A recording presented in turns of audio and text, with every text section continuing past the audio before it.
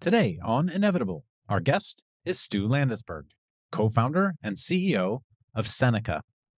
Seneca is building autonomous aerial fire suppression systems, effectively robotic firefighters in the sky, designed to launch within minutes, find wildfires early, and knock them down before they outrun ground response. The idea is to fill a missing layer in our firefighting infrastructure, the gap between engines that can't always get there in time and crewed aircraft that are scarce, expensive, and not always immediately available for initial attack. Stu and I recorded this episode just after the 1-year anniversary of the LA wildfires.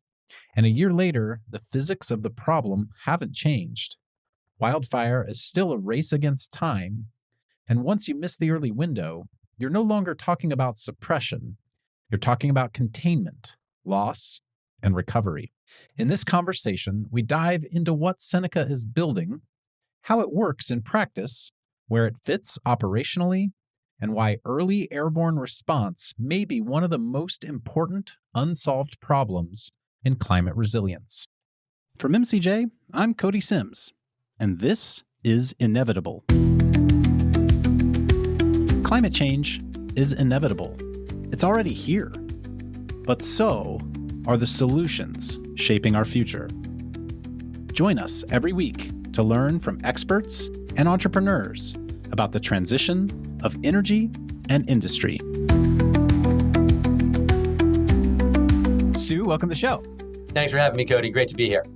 Well, it's great to have you back. For guests who maybe haven't put it together, you were here on the show a couple of years ago, back when you were building a completely different company, Grove, which you took public. So congrats. Nice milestone there for you as a founder, I'm sure. I like to start these conversations by acknowledging why now? Like, why are we having this conversation now? I'm sitting here in Los Angeles. It's roughly 1 year after the anniversary of the LA wildfires, which completely changed this city where I live. And I know you in Northern California experience wildfires all the time. And so here you are, a successfully exited founder who decided to go all in on the wildfire problem. Maybe share a little bit about what you saw and why this is the thing you wanted to do next. It's interesting you call me a successfully exited founder. I think the mentality of using one's time to use technology to solve the world's most important problems is such an amazing gift. And moving from one project to another project is a really fun thing. But I don't think the mentality ever changes. And when it comes to wildfire, it's interesting. It's touched you personally. It's touched me personally in little ways, like I've lost my home insurance and I'm grateful for the California Fair Plan, to big ways. My father-in-law's house is only still standing because of the bravery of a bunch of firefighters in Santa Rosa. And when you go deep into this problem, it's a fascinating one. We look at wildfire, I think, often as something that's somewhat random and somewhat hard to control. And once you actually dig really deep, it's exceptional, the quality of the people that we have working on this problem. And it's also incredible the amount of opportunity there was to apply technology to it. And so the things that really moved me were twofold. The first, sort of my first company, for those who don't know, Grove is a sustainability-focused consumer and e-commerce platform. I've always cared deeply about issues of environmental resilience, sustainability, and stewardship. And wildfire is absolutely an environmental problem. It's a human problem and it's also an environmental problem. And then more personally, for hundreds of millions of people in the US and internationally, as we're recording this, there are huge fires in Australia, there's huge fires in Patagonia, there's fires around the world. This is a extinction level problem for civilization as we know it in the American West and many other fire-prone places in Europe and around the world over the next 20 years. So it's one of those problems that is a real societal problem. It's an interesting climate problem and one that, as a human being, I want to keep living here. I love being outside with my family. And so very motivated to go work on this one. Extinction level in that people won't be able to afford homes in these places anymore because they can't get them insured. Unpack that one a little bit. Yeah, I mean, I use the word extinction to be deliberately provocative, but it's interesting. So when I first thought of wildfire, I was like, oh, like it's relatively random. And I know my own home insurance is apparently uneconomic, which is why the state had to step in and subsidize it. But if you look at what's happened over the last 20 years, not just in California, but many parts of the world that are prone to fire risk, is we've seen risk levels go up orders of magnitude. And we've seen fire intensity more than double, for example, in the last 20 years. And that's caused by a number of things. And it's interesting, in the fire community, there's a real disagreement about the nature and impact of climate change. So you don't have to be a climate person to really believe this, but it's objectively true that nighttime humidities no longer get as high as they used to. Yeah. Winds blow faster. High temperatures are higher than they've ever been. All of those things obviously increase fire risk, and when the fire is burning, increase the destructive nature. It's also the case that we have done so much suppression over the last several hundred years and really broken the natural fire cycle, and I can talk more about that in a minute, that there's so much fuel across our forests that when there is a fire, it burns much, much more intensely than our ecosystems are used to. And so you get much higher risk fires for a whole number of reasons. And we haven't made real advancements in the technology used to fight fires. We haven't put that much more sort of ground troops to work fighting fires. And so you get this situation where homes are burning down at rates far beyond anything that was true in the past. And if you can't stop homes from burning down, you can't keep home insurance in the free market, because fire, unlike flood, unlike hail, unlike a lot of hazards, it's a total loss, right? And so if you can't protect homes from fire, you can't have home insurance. If you can't have home insurance, you can't have mortgage financing. And if you can't have mortgage financing, I mean, the American dream and sort of like life as we know it breaks down. And so when I talk about life in the American West being at stake, I very much mean that if you cannot buy a home in the American West, which for most people is functionally impossible without a mortgage, what is this half of our country, never mind the hundreds of millions of people abroad who have the same problem, what is that going to look like? So when I look at this problem, I'm like, gosh, we've got 10, maybe 20 years to try to catch up to the rate of growth of fire risk. Otherwise, we're going to sort of like see the American Western expansion move backwards. Yeah. And that's just not an actual option that can be on the dance card. Everybody get your Canadian visas ready, right? Canada's burning too, man. It's like the entire West Coast, including Canada, is huge risk. Anyway, it's totally fascinating when you play this out 5 years. I saw a stat the other day on Twitter or X or whatever you want to call it that said that with the recent rains in California, for the first time in 25 years, there's not 1 mile of the state that is in drought. And our reservoirs are at something like 130% capacity. So how much of the wildfire issue is related to, we had this extended drought that we may be recovered from now? And how much of the recovery that we just had is also because of extreme weather and too much rain, and we're likely to return to drought conditions in the future? Drought is and can be one of the big causes of fire. Interestingly, though, the biggest fires tend to happen in years where there's a very wet winter. And so you get grasses that are normally 12 inches high or 18 inches high, and you get a really high amount of vegetation. And so it's a very wet winter followed by a very hot and dry summer and fall. And those are actually the optimal fire conditions. It's definitely true that after a really good rainstorm, fuel moistures, which is sort of like what you'd call the amount of water in the grass and the soil and the trees, when fuel moistures are low, fire risk is relatively low. But by the mid to late summer, fuel moistures are going to be low. And so the amount of fuel after a really wet winter can make fire risk high. Because if you think about it, let's say the fire starts because somebody's mowing their lawn and a rock hits the blade and a spark hits a piece of grass. And all of a sudden, a fire that would have been a modest sized fire, because there's tall grass everywhere, is going to grow much more quickly and be much more dangerous. So If you had to choose, full reservoirs or not, I think everybody chooses full reservoirs. But that definitely is not a proxy for low fire risk year round. You mentioned how a fire starts quickly, particularly if there's a lot of fuel around, it can grow very fast. As I understand it, that insight of like needing to quickly identify a fire and put it out as fast as possible is one of the insights that led to you starting Seneca. This notion that how can we help fire services around the country get on these issues quickly? I want to get into what is Seneca, what are you building? So I guess maybe give us the one-liner and then we'll get into the physical description of the product and all of that. But I want to start with describing what happens today when there is a fire and how do fire services navigate that? The one-liner for Seneca, which is the company I'm building now, is that we build advanced technology to equip the firefighter in situations that were previously unsafe, inefficient, or impossible. Our first product in practice, you can think about it as a small swarm, or we call it a strike team of 5 very large autonomous suppression copters. And you could call them drones and you wouldn't be wrong, but people think small things.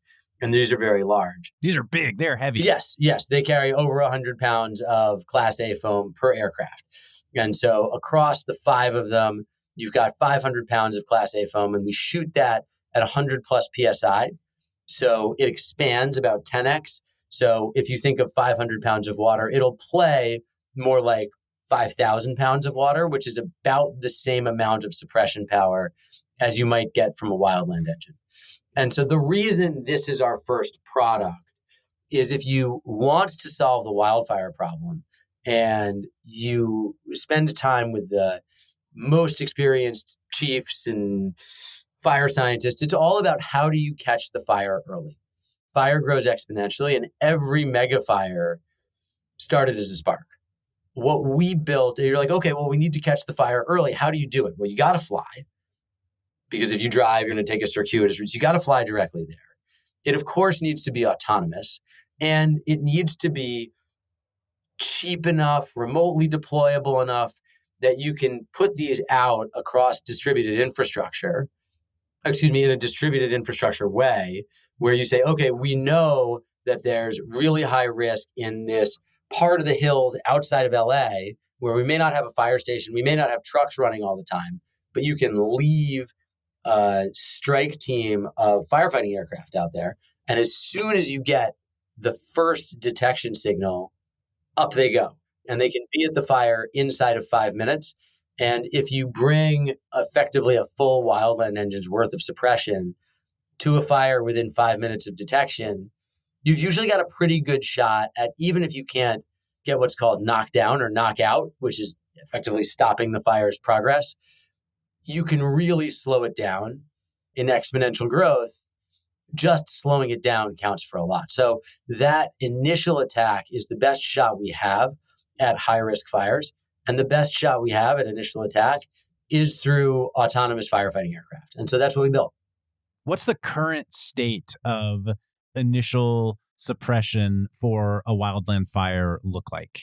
As I understand it, the wildland firefighters have gotten very good at detection, relatively, a pretty substantial improvement over the last 5 years or so with the advent of cameras and AI and the like. But you know this way more than me. And then maybe describe that kind of detection step and then what typically happens today.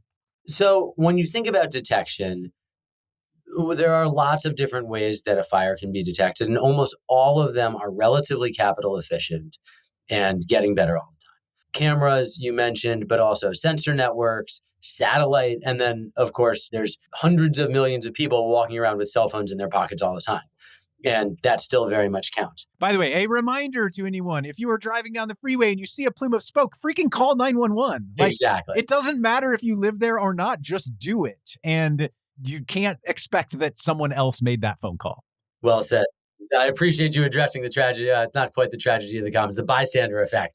But once you get that piece of information, take my earlier example of, it's a remote spot outside of LA, which happens to have literally the best firefighting force in the world, the best funded, you could argue the best trained. Chief Fennessy of Orange County just, I think 2 days ago, became our nation's first chief of the Federal Wildland Firefighting Service. Southern California has, by any measure, probably the best equipment for firefighting. Even for them, in a remote area, it can take 20, 30 minutes to get a helicopter there. But if you look at... So that's what happens today. You fly like what are these? Probably 20 or $30 million helicopters over to deal with the problem. Is that right? 30 plus million. $30+ million helicopters. If those helicopters are available, and in most places, they're not, because they're $30+ million. They require a helipad. They require a helitack sort of like base with pilots in it and mechanics. It's expensive to operate. And so most of the time, and if you think about the Paradise Fire, for example, that fire, there was no helicopter, right? It was a guy who drove out pretty far. It took him 30+ minutes to get there, maybe more. When he got there, he had to get out of his truck and hike in to go find and assess the fire. And he's probably got a Pulaski, which is a tool they've been using for over 100 years, that's half shovel, half axe, on his shoulder. And if he sees a major incident, what's he going to do with basically a shovel? Nothing. He's just going to radio and say, hey, I need support. And by the time the cavalry shows up, many hours potentially. And, if you look at a high-risk fire, especially in high winds, the difference between 5 minutes and 2 hours could be half an acre, which is something that our product could easily handle. And I don't know, 200 acres, 300 acres, right? Which starts to become what you'd think of as a major incident, right? A real wildfire. And so the traditional response is it's just much slower than we would all anticipate because people are mostly using trucks and hiking in. And even if you have a helicopter, the expense and complexity of running them means they're very centrally located. You just can't get to stuff quickly.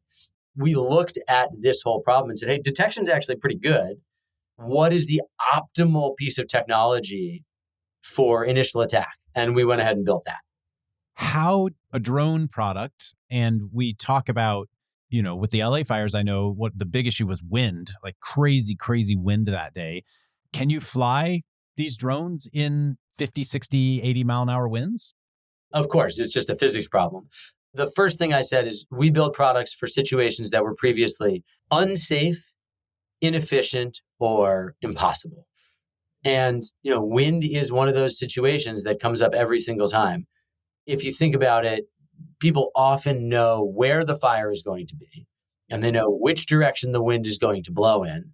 Not like exactly where, but fire chiefs can say, hey, this is the broad area. And so you can easily station drones even sort of like upwind of it so that in the event of a fire, they're moving even more quickly.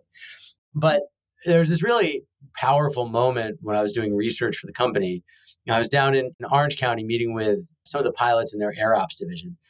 And I was talking to this gentleman who was talking about 27 years surviving in the sky, as he describes it. He's married and he has 2 little kids. And, one of the things that he said to me is, I know there will be days where there are firefighters on the ground whose life may depend on me being in the air. There are families whose homes, whose whole livelihood depends on me getting in the air and trying to save them. And when the wind's blowing, 30 to 50 miles an hour, I got to think about those guys on the ground. And I also think about my 2 kids at home. Mm-hmm. And you're like, whoa, that is a heavy choice. He's doing that for 12 hours at a time or some incredible test of human endurance. I live by one of the reservoirs here in LA, and it was the home base for the helicopters for a while during the Palisades fire. And it was like every 2 minutes we're flying over my house to go suck up water from the reservoir and go drop it on the fire. And, they're flying over mountains and in heavy wind with smoke. It's crazy. Oh, yeah. And there are too many fatalities every year for helicopter pilots in the fire service. It's a massively dangerous job. So the Seneca product, there's a saying, no one cries when a drone dies. And that's true. And so we always want these products to be sent in because if we can take that human out of the loop, hopefully we can operate in situations that are too risky for humans. But we can also operate right on that borderline where 99 times out of 100, the pilot comes home. So let's be clear. Right now, you're focused on initial attack, right? So in a world where the Palisades fire was already hundreds of acres and there were helicopters every 2 minutes flying by my house to fill up, that's not a Seneca problem, at least with today's product. You would be focused on that first 15 minutes of when the blaze first happened and trying to put it out so it doesn't become a large blaze. One of the best things about technology over time is the person who creates the technology has this idea in their head of here's how it's going to get used, right? Like, I mean, you can think of this as everything from sort of like X/Twitter to like the internet, right? Everyone's like cat pictures, and it turns out, no, that's not exactly what the internet's going to be used for. But for us, we built with the idea of distributed technology that can get to fires more quickly than anything ever in history.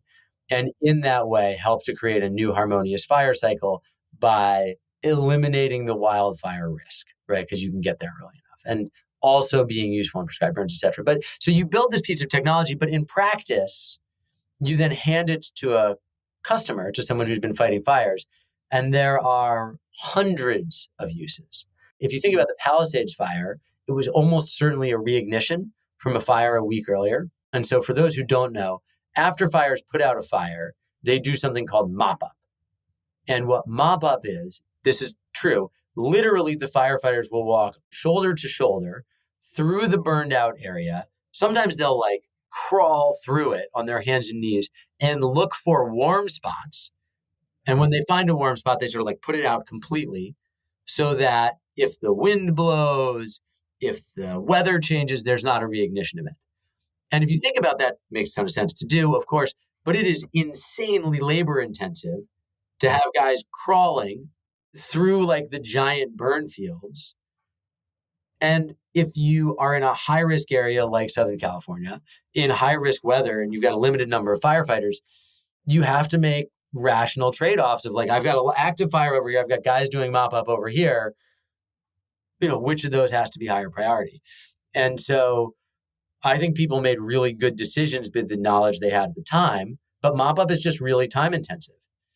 And if you look at that same problem with technology, you say, well, you can easily hover overhead in an aircraft, find the hotspots with an IR sensor, dispense effectively firefighting foam onto those hotspots, which both creates like a little protective barrier and will cool them down. You can fly the same area again in an hour and see if they're actually cool.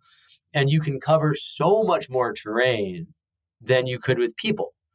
And so the resource intensity of things like mop-up goes down. Prescribed burns, really important for those of your listeners who are deep in sort of how fire research works, right? Prescribed burns, really important. I talked earlier about the fuel loads on the ground, right? That's important. And there's a very real, I think, push from many environmentalists like, hey, over-suppression is bad. Fire's historically been a part of the natural environment. All that was true when environmental conditions were different. Right now, suppression is important. But in order to do controlled burns, you need to make sure they don't get away. Unfortunately, several of the biggest fires in the last 10 years are escaped prescribed burns. I visited a family piece of land in New Mexico recently that the burn scar came within 300 yards of the house, and it was a prescribed burn gone wrong. Like it wiped out hundreds or thousands and thousands of acres in northern New Mexico. Yeah, that's exactly right. And the way that often happens is an ember jumps over the containment line. And at that point, you've now got two fires, and it's really dangerous for a firefighter to go get that second fire because he has to put himself between like live fuel and the fire. Anyway, so that's a really dangerous fire, but it's actually trivially easy to hit that from the air. But to my earlier point about helicopter cost and availability, you're not going to have helicopters at all these prescribed burns. But the marginal cost of flying an electric aircraft is zero. So are you already feeling some pull in the use cases of your product from the fire services to not just be first 10-minute suppression, but also to be sort of management of these hot spots and sort of, what was the phrase you called it? Mop-up. Mop-up, the mop-up duty post-fire?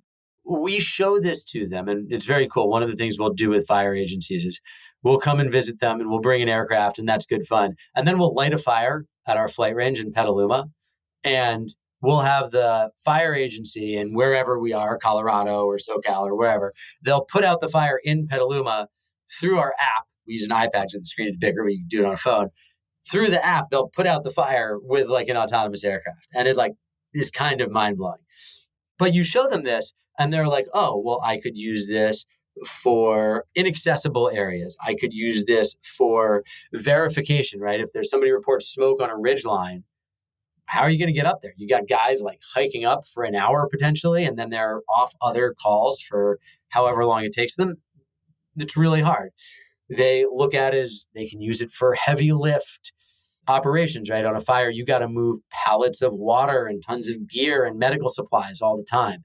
And we talked about mop-up, we talked about initial attack. Most of the firefighting aircraft in the country are not night ops capable.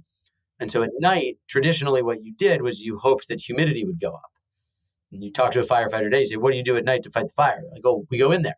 How do you do it? They're like, oh, I have a single spotlight on my headlamp. You're like, that's it? You're like in the forest fighting a forest fire with like a headlamp on? Wow. And, there's no air support. But obviously the robots don't care if it's day or night, right? The LiDAR doesn't care. The IR cameras don't care. So being night ops capable is something that we built, accidentally would be the wrong word, but it's sort of like an emergent quality of it being a robot that day or night doesn't matter. And so you have all of these really interesting things that fire professionals and utilities and ranchers and HOAs, et cetera, like about the product when fundamentally, we just wanted to build something that would act autonomously. It ends up being that, utilities will say, hey, if I've got a solar array and wire fails, I can lose $1 billion of infrastructure and cause a giant fire. And there's a lot of electrified wires on solar fields. And how are you going to get to it quickly? You can't get a fire engine down most solar farms in between the panels. There's hundreds of thousands of miles of PG&E wire in hard to access areas, right? And not just in California, Nevada, Montana, Colorado, et cetera. All of these stakeholders who really care about fire find different ways that they can put to work sort of like an autonomous firefighting robot. It's fascinating to watch the industry grab the technology and find ways to use it. Hey everyone, I'm Yin, a partner at MCJ, here to take a quick minute to tell you about the MCJ Collective membership. Globally, startups are rewriting industries to be cleaner, more profitable, and more secure. And at MCJ, we recognize that a rapidly changing business landscape requires a workforce that can adapt. MCJ Collective is a vetted member network for tech and industry leaders who are building, working for, or advising on solutions that can address the transition of energy and industry. MCJ Collective connects members with one another, with MCJ's portfolio, and our broader network. We do this through a powerful member hub, timely introductions, curated events, and a unique talent matchmaking system and opportunities to learn from peers and podcast guests. We started in 2019 and have grown to thousands of members globally. If you want to learn more, head over to mcj.vc and click the membership tab at the top. Thanks, and enjoy the rest of the show. A question I have, you've talked about autonomous, like these systems are they fully autonomous, or is there a field operations manager essentially driving them or controlling the swarms from a remote station? So one of my favorite business isms is like the Brian Chesky 7-star experience. As we talked about, I'm a consumer founder originally. So I think about what would be the 7-star experience for some firefighting robot. As opposed to a 5-star, like 7-star is like... Yeah, exactly, right? 5 stars. Way better. Yeah. So what's a 5-star experience? Like, oh, well, I can use the joysticks and control it, and it does what I expect it to do, and it can dispense on the fire and help me target or whatever. Actually, it's really hard to sort of by hand target, especially in the wind. So maybe that's a 4-star experience. 3-star experience is it takes up, but it's not super reliable. And sometimes I feel unsafe because, again, these are 12 by 12 multi-100-pound aircraft. You put your arm in the propellers, you'll lose it. They're big machines. So a 3-star experience is took off, sort of did what it's supposed to do.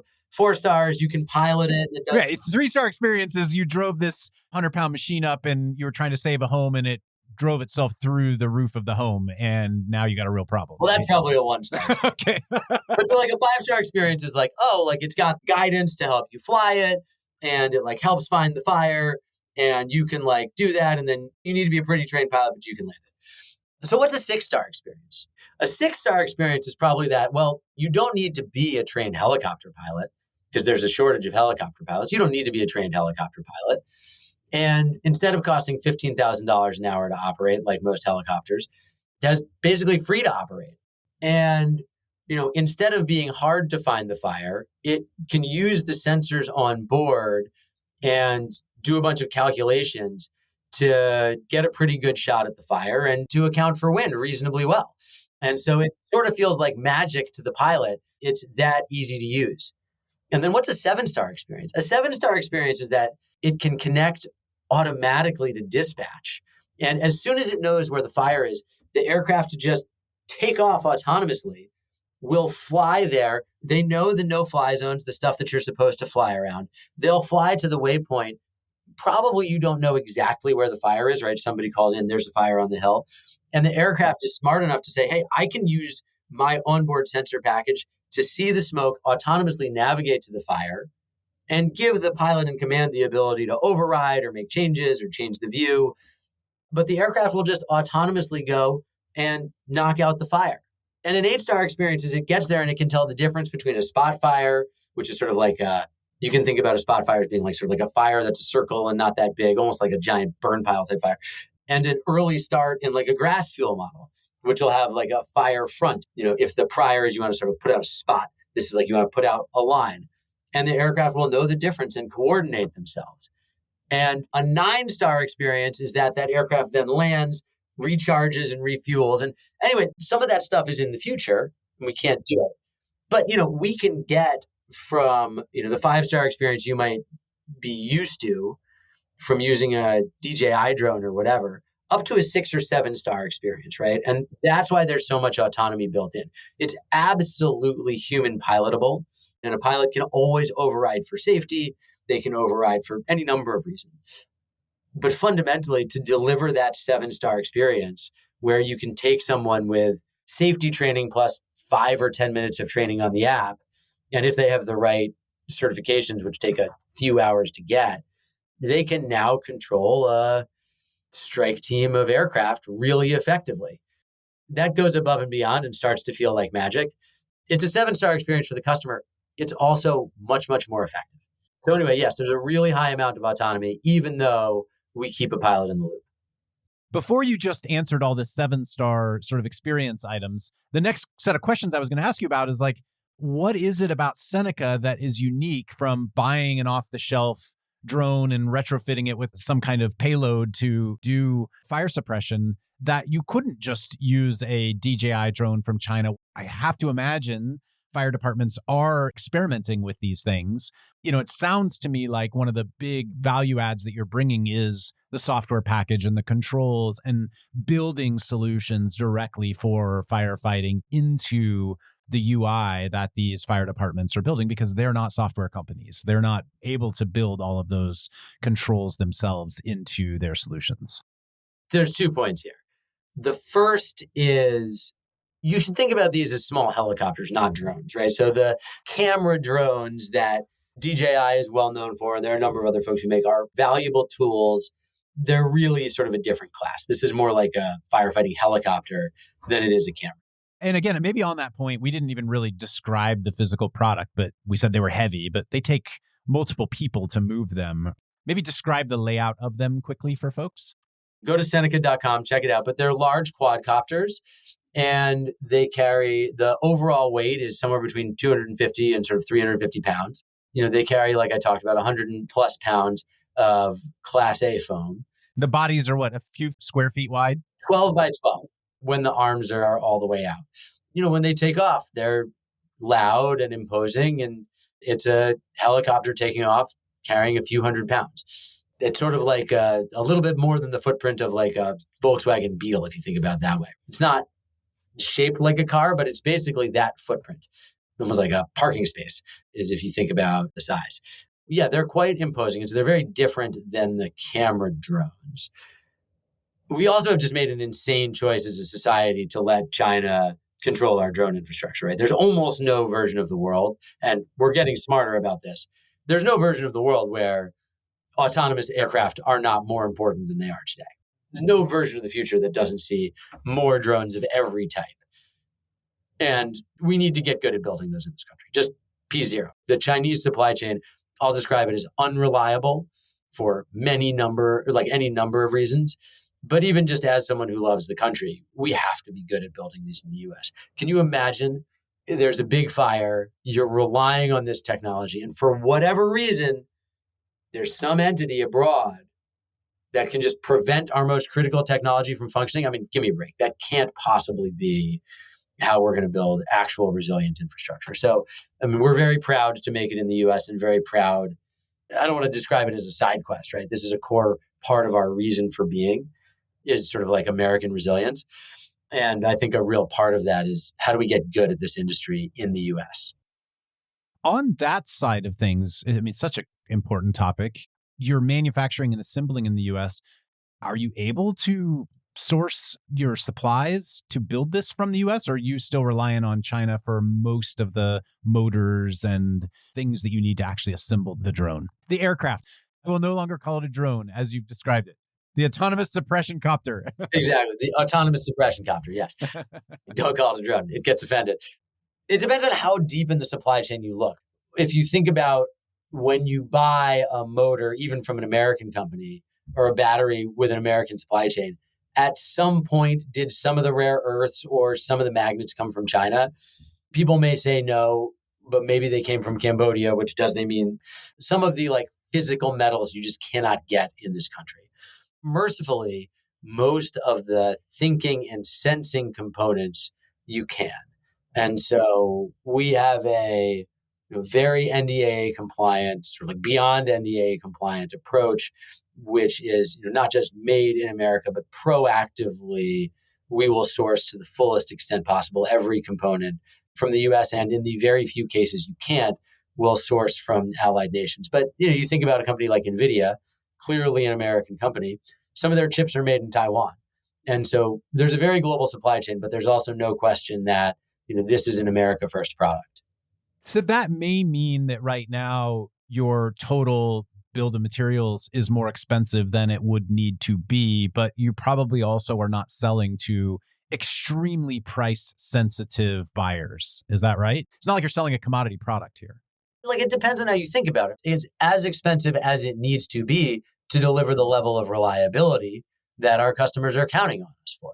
It's like nobody would buy a smoke detector that they're like, oh, by the way, this is controlled by an entity that you may or may not like your country, and in a pivotal moment, they could potentially turn it off. And relying on foreign technology in a world that is geopolitically unstable is not that dissimilar.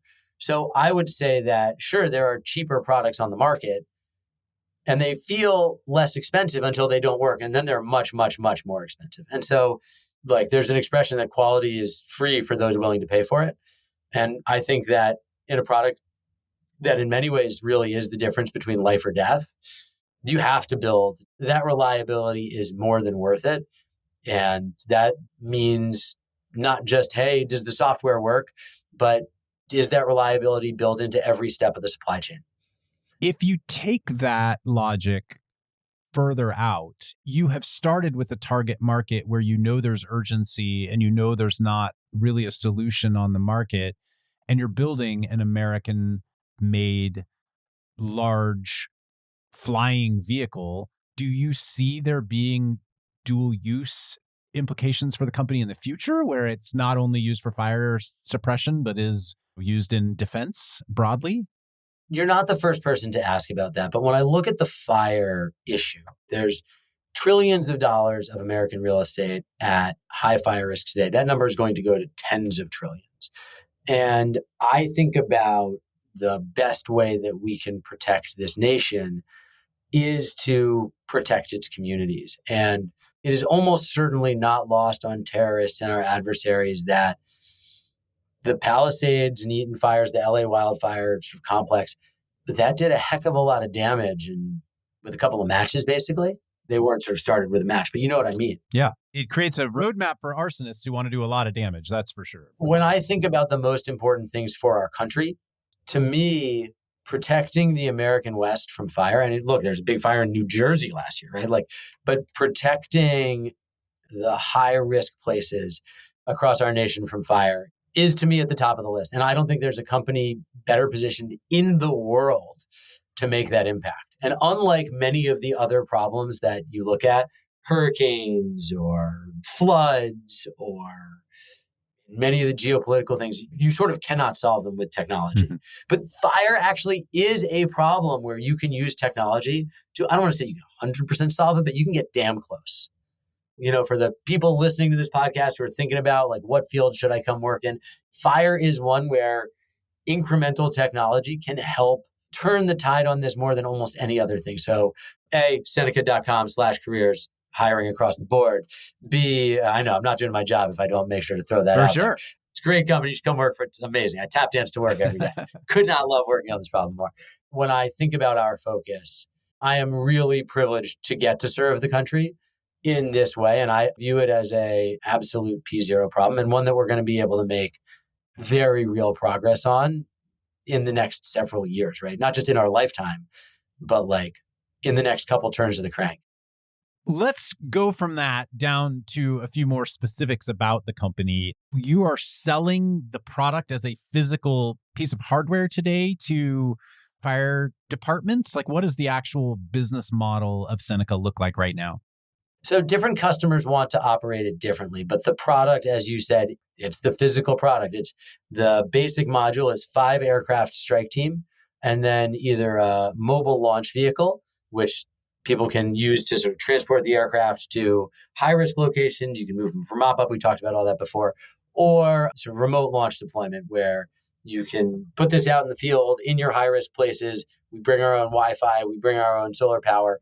And so as soon as there's any type of incident, they autonomously dispatch and cover the sort of surrounding 50 square miles in certainly under 10, but in many cases under 5-minute response time.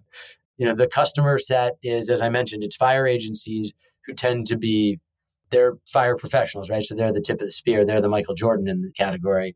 But also you see utilities, some of the most forward-thinking HOAs, which have really want to protect their residents and also are in really high-risk areas. And then there's distribution and generation on the utility side. We got a call from a rancher in New Mexico who just stumbled onto our website and was like, hey, I have 10,000 acres. I've got no way to keep it safe. I hear of high value agriculture like vineyards and stuff, I would assume are interested in this technology too. But it sounds like you would allow groups like that to operate them. Is there a airspace regulatory issue with that? Yeah, we navigate all of the airspace stuff. It totally is a very interesting web. But I'll say first, shout out to the FAA. We found them to be great partners. I feel like the FAA has a reputation for being challenging. We found them to be great collaborators. And we recognize that part of our job is handling the complexity of who gets priority in the airspace, how do you make sure you operate safely around manned apparatus and in a coordinated fashion. And so that's part of the value that we bring to our customers. The last thing you want is a private citizen driving one of these things into a fire service $35 million helicopter during an active incident, right? Like that would be a disaster. There are so many ways in which that would be, I don't want to call it impossible, but just like the sort of aviation where 5 or 6 things would have to go materially wrong for that type of incident to ever happen. Maybe 7 or 8 or 10 things would have to go wrong for that type of thing to ever happen. It does happen with stupid camera drones today, which is just... Well, they don't have any of the protections. I mean, I don't need to run through, but there's like 10 layers of deconfliction to make sure that there's never an incident, especially, God forbid, a civilian, but like even between a capable firefighter pilot and manned apparatus. To the earlier point about sort of like, what is the 8-star experience? It's, hey, I can put one of these in a place and trust if I'm a helicopter pilot that I understand how it's going to behave. It's not going to overlap with me in terms of flight path. It's not going to come into my flight envelope, et cetera, et cetera. I'll always know where it is. And there's lots of different elements to that. And in general, like, would we let a utility buy? I mean, of course, right? It's good. Utilities start fires that create a hugely disproportionate amount of the overall damage. Of course, we want those folks having them. And so do the fire agencies. The more density we have of early response, the better for everyone. What does scaling up look like for you? So it's an interesting question. Scaling up can mean a bunch of things. The first is it all starts with really great people. And I have long believed that valuable mission attracts the best talent in the world. And I think fire is something that have touched so many people personally that we've been lucky to find many of the most talented people I've met in my life feel called to see if we can use technology to reshape humans' interactions with fire. Scaling is all about the right people first and foremost, and we're really lucky to have an exceptional team. The second thing I would say is we're really committed to building in America. Our production facility and our office are right next to each other, and our flight range is 20 minutes up the road. And all of those are just outside San Francisco. We are scaling to a point where we can produce certainly a double-digit number of aircraft in-house in California by the end of the year. Double-digit number of aircraft a month. And we're doing all the stuff, buying the machines, hiring the people, building the test protocols to make sure that we can do that. So we've gotten really, I think, a better reaction from our customer groups than we could have hoped. And so now it's about making sure that we can deliver for them the 7-star experience product. It should be, one of my friends says, a jaw-dropping customer experience. We have that effect today, and we want to make sure that people have that experience every time that a Seneca aircraft is deployed. And where are you today in terms of deployment? Are there fire agencies who have actively purchased and have them on the ready, or are you in manufacturing and initial delivery mode on your first set of orders? So we've flown in partnership with agencies in California, Colorado, Wyoming, and a number of other states. We will see them on fires for the first time this summer. We can't yet talk about exactly where, but we certainly do know where the first handful of deliveries are going. And I am excited to talk more about that in the coming weeks. And you announced, I think last fall, you guys raised a big chunk of capital before the company had even been announced. You basically built the initial business in stealth. Maybe describe a little bit about how you financed the company to date. That's right. So in October, we announced a $60 million startup financing, which is the largest venture capital round ever in fire technology. The partners we have there, a big shout out to my partners at Convective Capital, at Caffeinated Capital, First Round, Transition, Bullpen. I should read through the whole list here. But we're lucky to have really an extraordinary set of capital partners, many of whom I've worked with before for many years. And, it's interesting when you look at especially aviation-based technology companies, a lot of them are second-time founders, right? You've got Elon, and I'm not comparing myself to Elon, but it certainly helped in SpaceX that he had a track record and capital partners who were able to back him and sort of the confidence and risk appetite to take that kind of bet. And you look at what Anduril has done, right? Palmer Luckey similarly had a really great base of experience to raise a really good capital base and the risk tolerance to go into aviation. And I think we're lucky to have a lot of those same ingredients here in a really, really experienced founding team. My co-founder on the technical side, Nick Foley, he sold his last company to Uber, and we're able to bring in, enough capital that we can move really aggressively and be well-resourced to take the right risks to build the best product in the world and also make it the best place to work for the brilliant technologists who have their choice of problems. You mentioned Anduril, and that's how I think of you a little bit, is you're building the Anduril of firefighting. Is that a terrible analogy?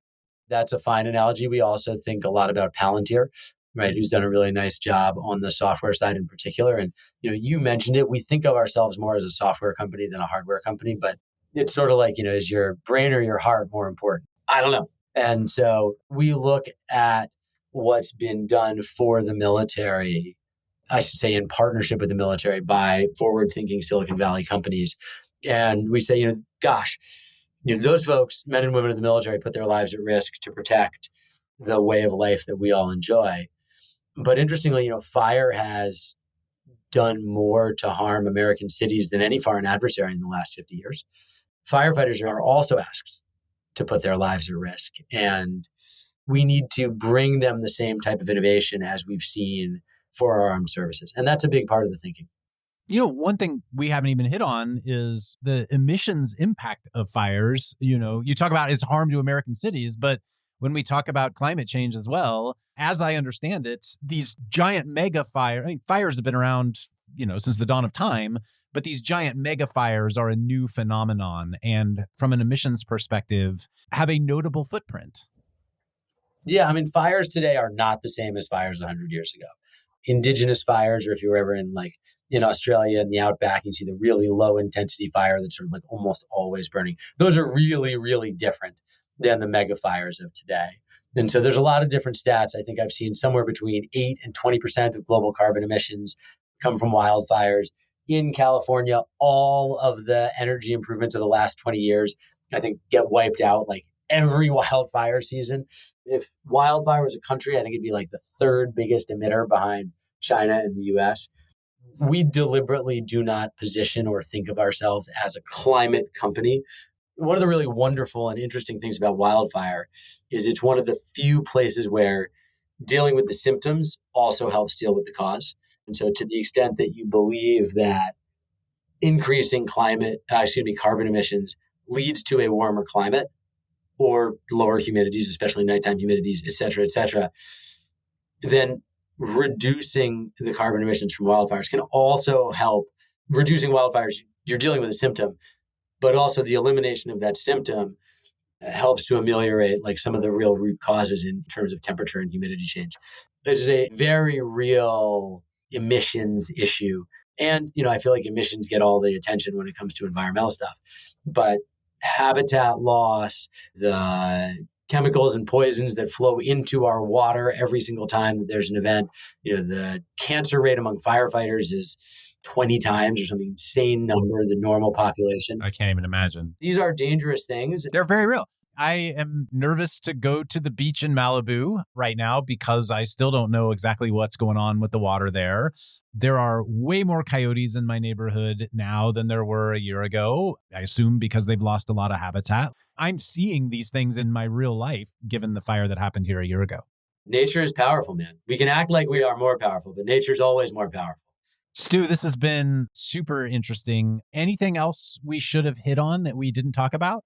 I talked a little bit in the very beginning about how we've got a relatively narrow window to solve this problem, but I also think that's a blessing. If you believe that necessity is the mother of invention and no pressure, no diamonds, whatever silly saying you use, it is absolutely the case that you got to go long humans. You got to go long humans. We are not going to lose this fight. And if you believe that, it is the work of the next couple of years that is going to be the defining work of solving this problem that I think will affect every person in the US, whether we like it or not, in the next decade. And there are a relatively small group of people who are devoting their life force to this problem right now in a way that we know the secret that it's going to be a bigger problem in 10 years. And fuck, this is the time to work on it. And it feels like such an incredible privilege to get to work on a problem at this scale, at this moment, and know, hey, if we do our job really well, the bad version of the future doesn't come to pass. You can really bend that arc. So it's that urgency and that scariness. If you believe in humans, if you believe that we can build things that change the future, then that urgency can actually be a really good thing. And it's something that energizes me every morning when I wake up and come to the office. And it makes it a real privilege to get to work on this problem. And I suppose actually the final thing that I should say is the other thing that makes it such a privilege to get to work on this problem is the men and women of the fire service and the folks who work in fire-related positions inside a bunch of the utilities and other big companies, but especially the firefighters. I mean, those people are true heroes. Building a product that serves that group of individuals who are, to a person, self-sacrificing, kind, community-oriented. Do you ever meet a mean firefighter? It's like, my gosh, these people are incredible humans. Every time I present to a group of firefighters, I've never really risked my life the way you all have. Anyway, it is a really wonderful community to be a part of and really urgent and exciting work. So I appreciate you having me on to talk about it. Well, thanks for dedicating yourself to solving this problem for all of us. Privilege. Stu, this has been awesome. Thank you. My pleasure. Inevitable is an MCJ podcast. At MCJ, we back founders driving the transition of energy and industry and solving the inevitable impacts of climate change. If you'd like to learn more about MCJ, visit us at mcj.vc and subscribe to our weekly newsletter at newsletter.mcj.vc. Thanks, and see you next episode.